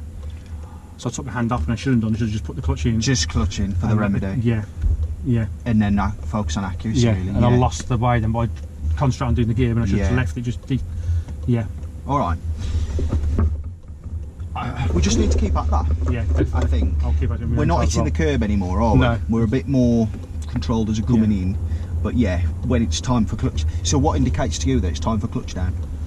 When you can just feel that engine kind of judder a little, kind of. You can feel the engine's actually, the car's too slow for the gear it's in. Exactly. It's a natural feeling. You can just feel that car. The engine just tells you it's a bit of vibration. Yeah, a bit of a judder. Yeah, vibration. Sound of the engine for me was more. I think I heard the sound of the engine. That was when I started to want to go across and do my gear when I didn't need to. How can you prolong that and make it so the car doesn't want the clutch as frantically to go down? We're slower on the approach and in a lower gear, so second as opposed to third. I think sometimes what you can do is you can stage your braking out a bit. Okay. If you go too heavy too early, it's going to start juddering and asking you for the thing. But ask yourself where you're going to be stopping overall. Okay. You might just more gradually increase the brakes. It doesn't ask for the clutch down so early. So probably foot off the accelerator a little bit longer. There we go. Let the engine do more work first. Let the engine work for us a bit longer. Because then we'll be more informed as to how to brake anyway, so closer to what we're kind of actually going to do. Do you know what I mean? Yeah. So all right. So food for thought for the next one. Yeah. How do you feel about signalling? If anybody would benefit? Yeah, that's something I think. Again, I need to work on it more. I'm more concerned about people behind me as opposed to people in front. I need to take into consideration the oncoming traffic as well a little bit more. Like you said in that last junction there was, as I was pulling off the car oncoming traffic, there was a car reversing out of his drive. That red car needs to know my intentions because he could have come out into mine to avoid that car. So I think I need to take into consideration the signal more for oncoming traffic as well as just my traffic. That could have potentially benefited that red car, yeah, couldn't it? Definitely. In that case, He'd have known actually I'm pulling off. He could slow down or even stop to avoid any incident possibly occurring. Shall we make a few notes again? Yeah. Because I mean, even I'm sure. Well, that's the benefit. You've got it on video. Yeah. But also, if you don't get a chance to watch it, you'll have it all bullet pointed. Oh no, I'll watch it. So I'll watch it between my fingers though, or I'll mute so I don't have to listen to my own voice. Yeah. So signalling. And did that fully make sense of the scenarios I gave you as to how they could potentially, I'm not saying they're going to, but they could potentially benefit because they might want to turn. It does, yeah. It makes. They might want to park in front of you on the right. Yeah. I've seen people do that and they just do it anyway. It's like, we're going to have a head-on collision. Why have you just done this?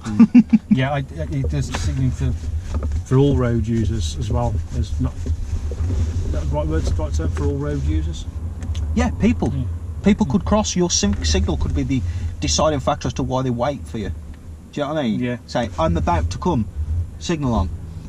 Oh well, I'm crossing. And we've got pedestrians as well, even though class as road users when they're crossing, which helps. Yeah.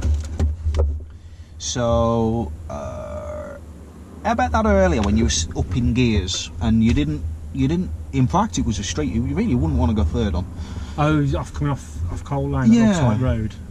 Would you say there's a scenario? Can you kind of think how generally driving you might just go into gears through habit rather than saying, actually, this road's tight, it's bendy, and on that bend it's even narrower, and I can't see round, and there's parked cars. Yeah. So I want the engine braking from second. Deep for me, yeah. It definitely was a habit of just getting into third gear when there was no need to. Second gear is best control. The engine's slow, the car's slower naturally. You've got more time to react. Yeah. Less speed, more haste. I suppose it just creates that general more time for awareness and reactionary times. Yeah. So I think what we've done is open the doors for forward planning, haven't we? Yeah. Really? Definitely. From what we've forward planning and anticipation. It's allowing you to anticipate that a little bit earlier and become proactive rather than reactive. So how's about you do a bit of digging on forward planning and anticipation ready for next week? Yeah. And what we'll try and do is bring in commentary. Okay. What, me commentating? Yeah, I mean I'll demonstrate. Great. Yeah. I apologise now for next week. Bring your ear defenders. Yeah. No. But I can't stress enough the difference it makes to your driving I haven't commentated on my wife's driving purely for the fact she'd chin me, if I'm honest, if I did. Yeah, don't commentate on your wife's but driving. I have in my brain, I've gone, like, when she's drawn to Junction, I'm going, next, I'm trying to implement that kind of building up not a speech, but a text of using, you know, so I've got something that I'll say naturally every time, as opposed to, you know, like a script, almost building a script in my own head that at the next junction we'd like to take left, and so I'm saying the same things over and over again, so it becomes the same thing, so it doesn't come confusing to a cut driver. If I'm saying one thing to them there, then something similar but in a different way, they think, well, did he mean what he meant? So it's a clear understanding base I'm trying to build my own brain, so when I'm saying things to customers, learners, I say customers can work from delivery driver now, but as a learner, if you say the same things, it becomes easier, I think. You've got to get used to a few things. You've got to get used to all the terminologies. Yeah, definitely. Because you'll be using different words at the minute for different. Which aren't the right. Yeah. And so you've got to kind of bring that in, but also you've got to. By commentary, I mean like. You're forward. You're commentating on what's affecting your forward planning, and what you're anticipating, and how that then reflects back into your drive. Yeah, a bit like, if that makes sense. Yeah, a bit like when we sat at the first lesson we had, when you sat there and you showed me on the car park. You spoke about your forward planning. Checking your so that was an example right there. People coming out left. And the reason why. And you explaining why you were saying that and why that car was over there. That could be a potential problem. It's coming around. I get what you mean. Yeah, understand. So I want you to have a good dig on that because and the reason is relevant because that red car back there and the other car reversing out. That was a real. If that was your theory, that would have been the 5-pointer where you click. Yeah. Because that was the developing hazard. It wasn't just any one of them cars a hazard. Yeah, I'd seen it. But that was developing. But I hadn't.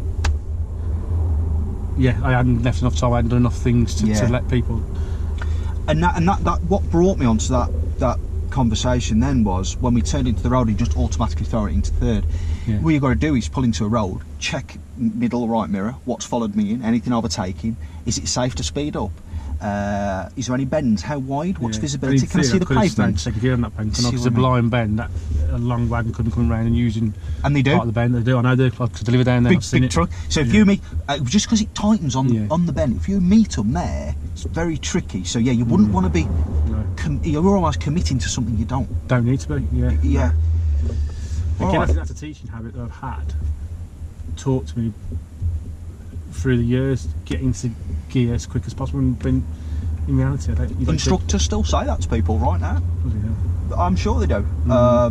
Get up to gear, get up to speed, black and white, no context. There's context to every single road we're on. Yeah, definitely. Yeah. Let's make a few more notes on there, and for next lesson, or what we've got before next session, I will. So if you could start just down there, if you could just start. Well, what did we say? Do a bit of research on forward planning and anticipation. You may even find some videos on my channel on that. I need to do some updated ones of them. I could make some Boston videos, I reckon, on that. Yeah, that could be a good one for as well. Anticipation. I'll try and make one, Scott. I'll try and make one. Okay. Between now and then. Okay. There's plenty of stuff I can go on, but I'll definitely look on yours as well, definitely. And what else did we say for areas for development that we found? What was the last thing you wrote down? On this one here? On areas for development that we're currently working on. Signalling for all road users and pedestrians. I wrote down there. Obviously, just. Yeah. I know pedestrians are classed as road users if they're crossing the road, but it just might. Yeah, so hazard perception, I suppose, being a little bit more aware and. It's definitely hazard perception because it's a developing hazard, isn't it? So I need to work on that there, be more.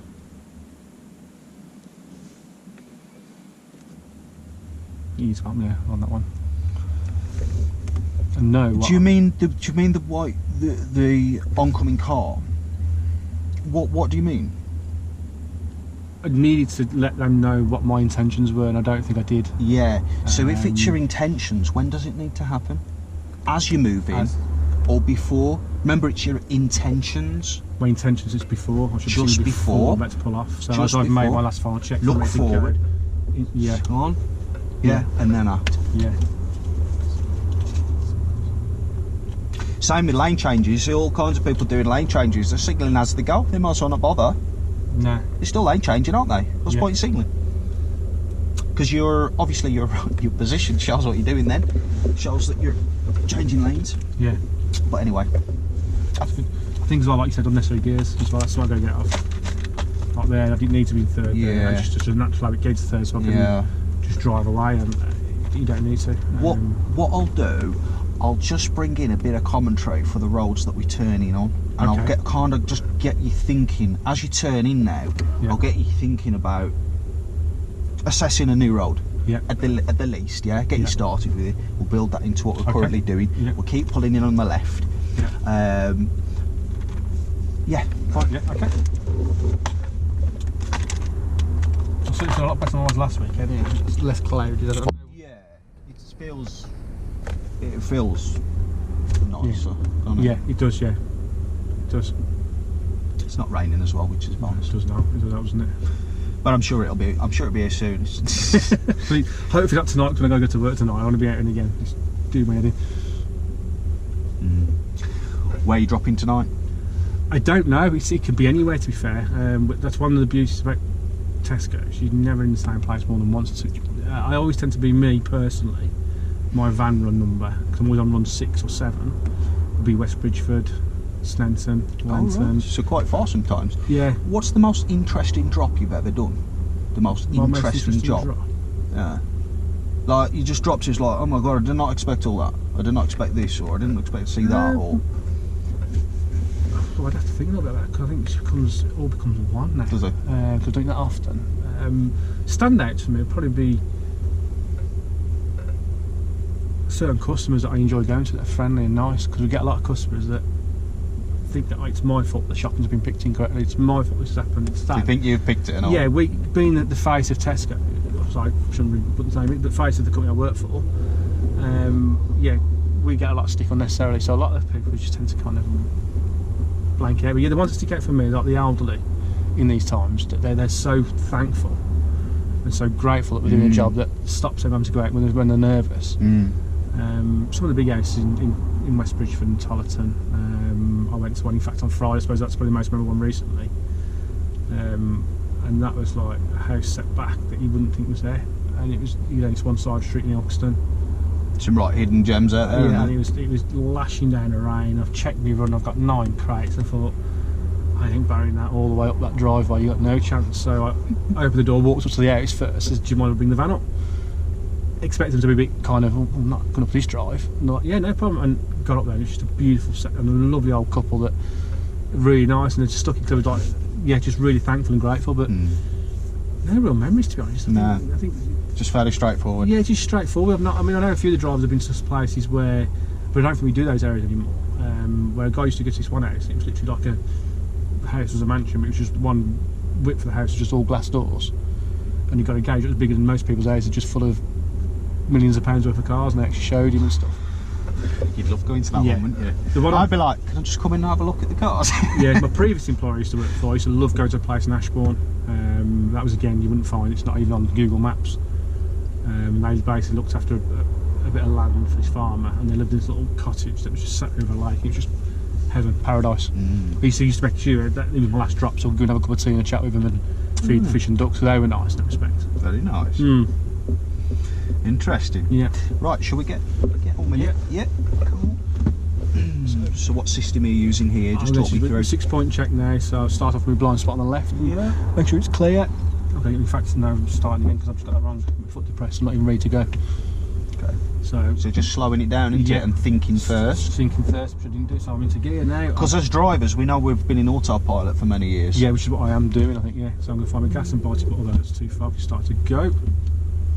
What you want to do in this car, so this is the problem. Imagine trying to tell a learner to do this. Yeah.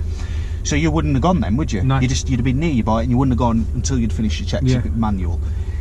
What's the gradient we're on at the minute? Slight downhill gradient, yeah. So as soon as you release your handbrake, you don't have to be at bike, do you, for the wheels to move? No, because you roll off naturally, can't it? Yeah. So the answer is here. Well, what do you think the answer is here with this? Because you still want to be ready. Still be ready. So I'll be in gear, my foot down in gear. Yeah. And just probably on the foot brake slightly ready. Would you be ready though then?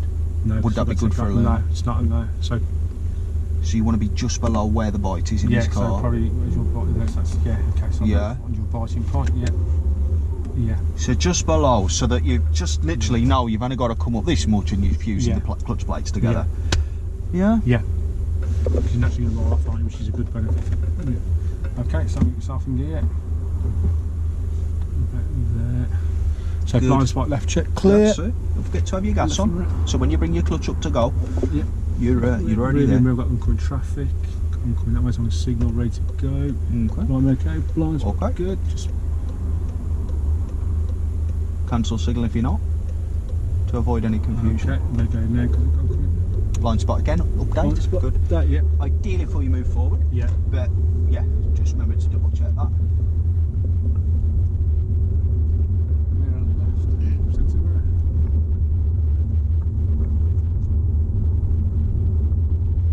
Then we're going to pull in on the left, please. Good. Just glide, shallow angle. Slower, slower, slower. Good work with this signal. This is a good angle. Good, yeah. Just stay left. You keep looking for. The moment you look left, you started steering right. And why is that not a good idea? Because there's a car behind me and I've got back into the road. Okay.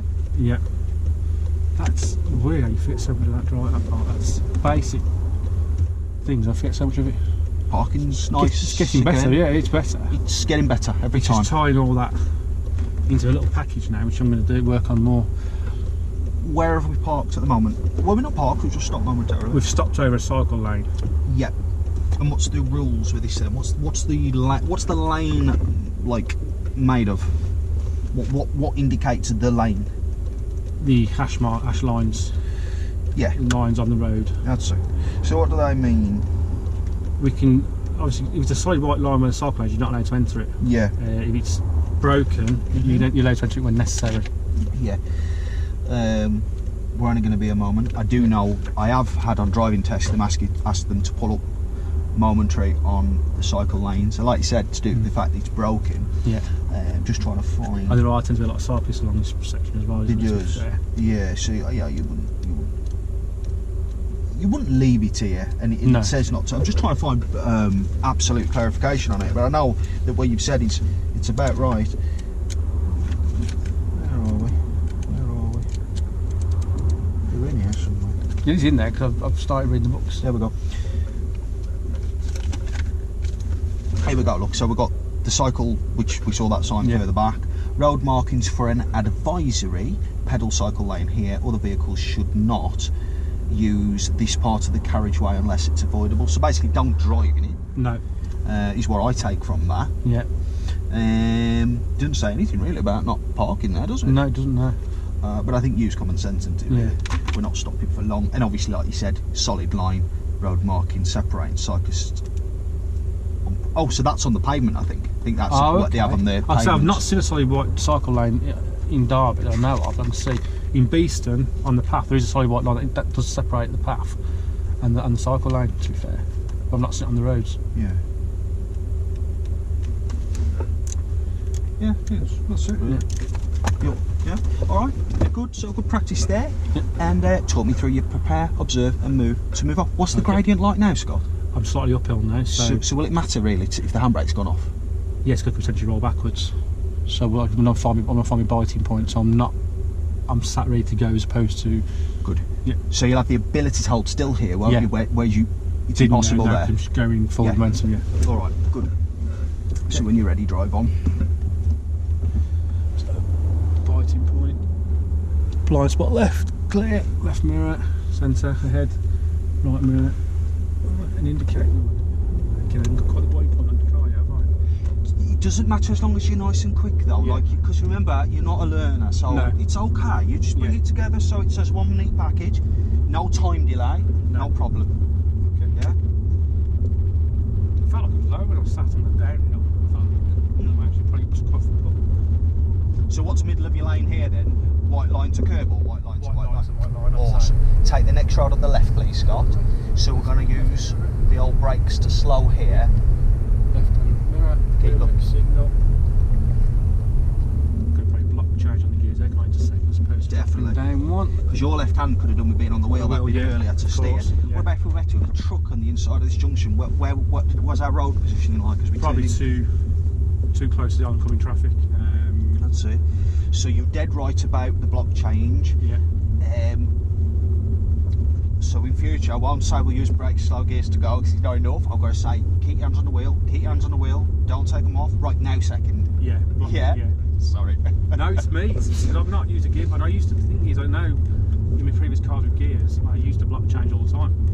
And I do. It's me trying to be over.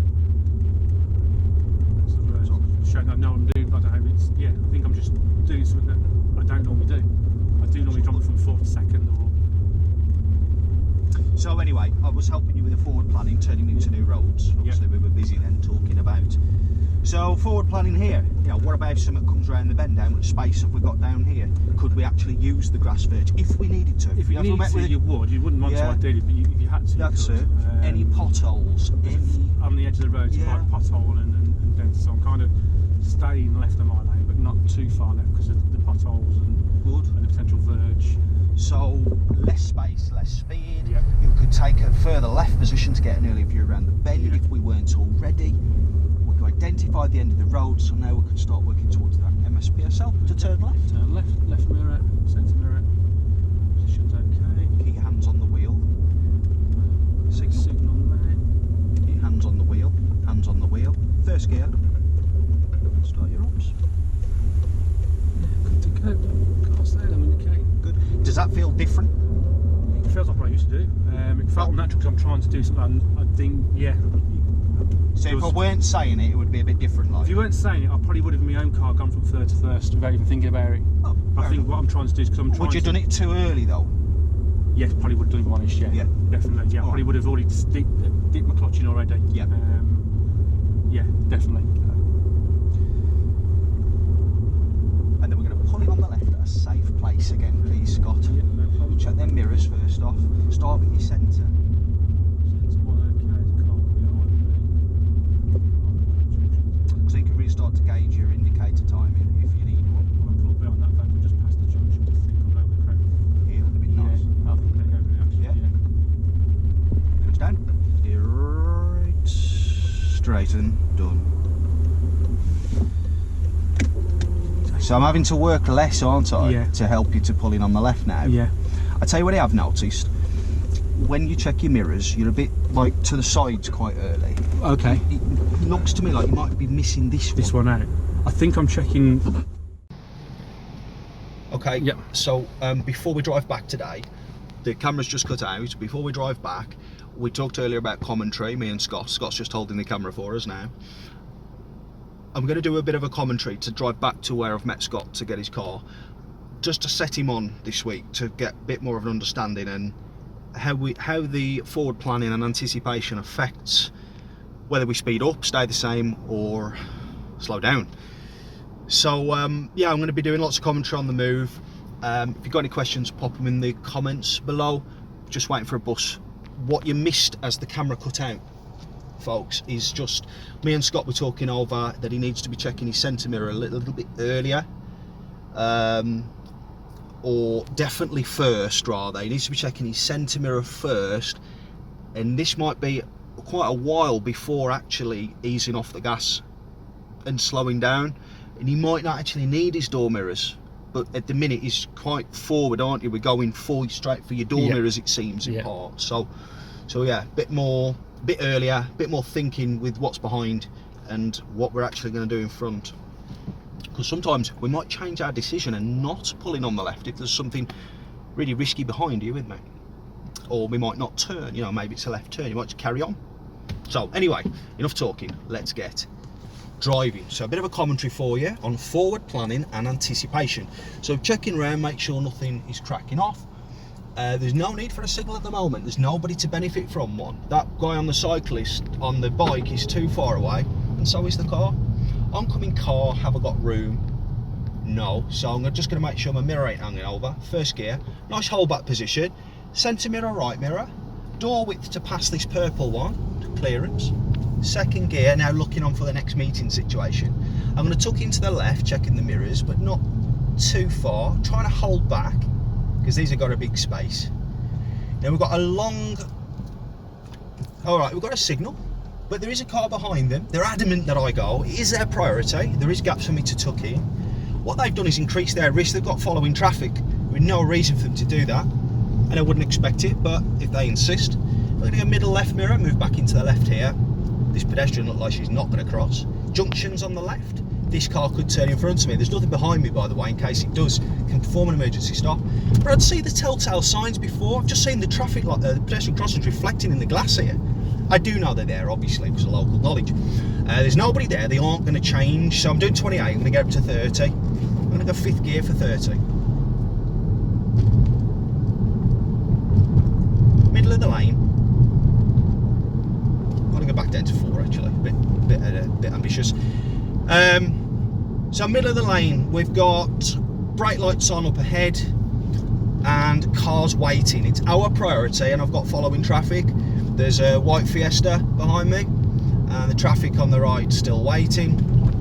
Brake lights up ahead in front of the red, which means the red's going to brake shortly. Off my gas, covering my brake, warning that white one behind. It's quite close. I'm warning that bit earlier, keeping a gap here in case I need longer to help that one to come to a smooth stop if he's not quite paying attention. This isn't coasting, by the way. 1st gear, clutch was down for a couple of seconds there, but it's just like you do as you kind of roll into a junction. The very end of it, because you're going to be gears to go anyway at that point. So no cyclists on the right or left. This one turning could make this white one emerge out on me. Middle mirror in case it does. The car behind is reacting. Nobody at the lights. They definitely aren't going to change. Middle of the lane as I come round the bend. So I'm not looking too long round the bend or anything like that. That could affect my positioning. 2nd to 3rd, 21. The road ahead is opening up. Is this van going to pull into a driveway? Is it going to nudge towards me? Mirror behind, and we're happy with that. We're happy with that. So the van door could open on the left. And I haven't got the space to swerve to the right, really. Missed that one. I didn't with my reactions with my feet, but everything, in terms of verbally, I hadn't got time to get that one out. Pedestrians on the left, they aren't going to cross. No characteristics to suggest so. 32, could be doing 40. Not too hasty with building up speed, because it looks like the white one's already slightly delayed by the Royal Mail, and I don't want to end up tailgating. I want lots of room to guide this one in behind me should I need to brake slightly, like now, retaining that space. Middle of the lane, we're doing 30. We've got pedestrian crossings coming up. That dog's on a lead. It's not going to run out unless she drops the lead, in which case it still might not. Car's turning, so I'm going to come off the gas, start to brake, keeping this gap while I'm waiting from 5 to 3. Oh, 5 to 2 then. Clutch up, because the car was turning in front, and then we had a second car turning, so it took even longer than I thought initially. Nothing overtaking, so it's going to be safe to start to speed up. I think the Royal Mail van's looking for somewhere to drop something off, so again, keeping this distance in case it brakes sharply, because that's what I anticipate happening. Car behind still close. It's that type of driver. 4th gear. Don't know why I was going into 5th earlier. 5th in this car's over 30. Sometimes when I'm talking, I'm on camera, I do start doing extra stuff. Don't know why. Their wheels have stopped. We've got eye contact. Confident there. Right car in front, slightly positioned over, so I'm keeping a centre lane position. This guy in the red coat could look to cross soon. Oncoming traffic could look to turn in front of me potentially. There's no junctions though. Car behind just turned off. It's going to be another. It's starting to gain on me. I'm just keeping that gap, because what we've got up ahead is we've got bunching. And another telltale sign of bunching is that the white car's starting to go to the right now to see around the van.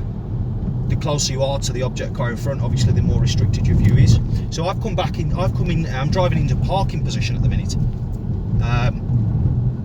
To allow the cars to come through. We've got 3 positions when we're driving, like I said. We've got next to curb, middle of the lane, and left of the centre line. Lights have been on green for a while. I anticipate them changing. The car behind's a reasonable distance. I'm off the gas, and I'm identifying where the solid line is on the floor. It looks like there's an advanced stop line. Last check. And if they change there, I'm not stopping regardless. Left mirror just as I deviate left in the road. When you're approaching lights, there's always a point where to stop would be dangerous. And these aren't going to change, they have to be activated by the button. There's nobody there. Middle and right mirror to come into position to the right side of this lane, left of centre line if you like. 3 then. It matches the speed I was travelling at, keeps it smooth. mirrors and signal to exit. That's something I want to say to you, Scott, earlier. Just getting your mirrors and your signal a little bit more.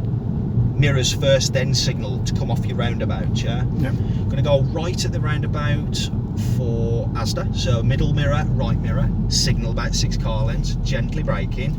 I'm going to need gear 2 because it's more closed. Got time regardless of where the bus was going.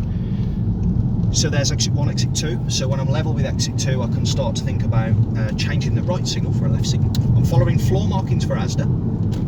Nothing behind me. Right signal back on. So middle mirror, left mirror, signal left, following the lane for Asda. Middle of the lane the whole way through, not cutting any of these lines.